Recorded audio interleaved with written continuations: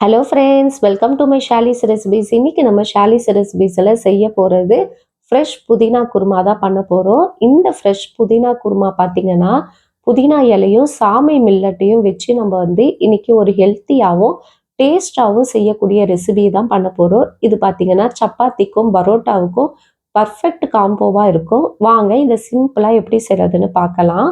First ஒரு pan எடுத்துக்கோங்க. இதில் ஒரு அரை டீஸ்பூன் அளவுக்கு எண்ணெய் சேர்த்துக்குங்க போதும். அரை டீஸ்பூன் அளவுக்கு சோம்பும், ஒரு 3 பல்லு பூண்டு சேர்த்துக்குங்க. 3 சின்ன வெங்காயமும், 2 பச்சை மிளகாய், அதே போல் ஒரு கப் அளவுக்கு நல்லா ஒரு கைப்பிடி அளவுக்கு ஃப்ரெஷ்ஷான புதினா இலையை சேர்த்துக்கிட்டு இதை நல்லா வதக்கி விட்டுடலாம்.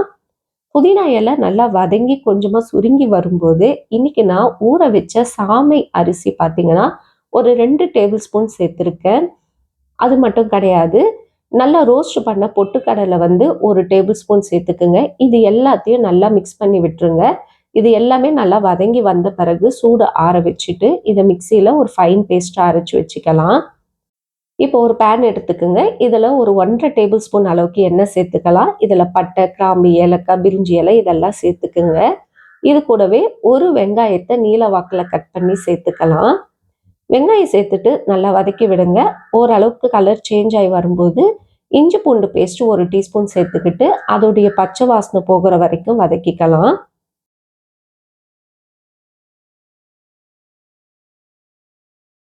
இப்போ இதில் நம்ம வெஜிடபிள்ஸ் ஆட் பண்ண போகிறோம். உங்களுக்கு விருப்பமான வெஜிடபிள்ஸ் எது வேணாலும் ஆட் பண்ணிக்கலாம். நான் இன்னைக்கு ஒரு தக்காளியும், ஒரு அரை கப் அளவுக்கு பீன்ஸும், அரை கப்பு கேரட்டு, அதே மாதிரி பூசணிக்காய் இருந்தால் சேர்த்துக்குங்க, இல்லைன்னா சொரக்காய் சேர்த்துக்கலாம். நீர்க்காய்கள் எது வேணாலும் ஒரு அரை கப்பு சேர்த்துக்குங்க. அதே போல் பட்டாணி ஒரு 2 டேபிள் ஸ்பூன் சேர்த்துக்கலாம். சேர்த்துட்டு இது எல்லாத்தையும் வதக்கி விட்டுருங்க.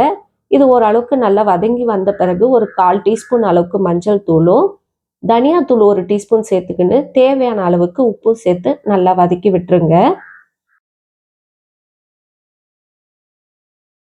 இது எல்லாமே நல்லா வதங்கின பிறகு ஒரு கப் அளவுக்கு தண்ணி சேர்த்துக்கலாம். இல்லைன்னா இந்த குருமாவுக்கு தேவையான அளவுக்கு நீங்கள் தண்ணி சேர்த்துக்கலாம்.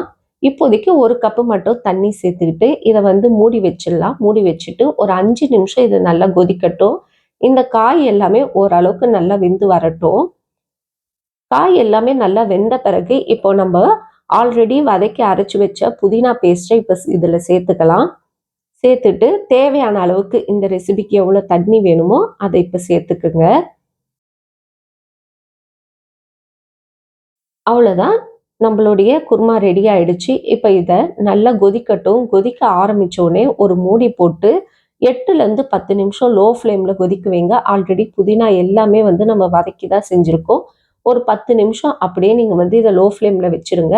நல்லா திக்காக வர ஆரம்பிக்கும். அந்த நேரத்தில் இதை இறக்கிட்டு நீங்கள் சர்வ் பண்ணிக்கலாம். சப்பாத்திக்கெல்லாம் சூப்பராக இருக்கும். இட்லிக்கு ரொம்ப ரொம்ப அருமையாக இருக்கும். ட்ரை பண்ணி பாருங்கள்.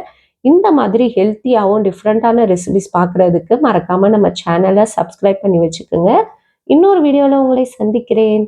பாய் பாய் ஃப்ரெண்ட்ஸ்.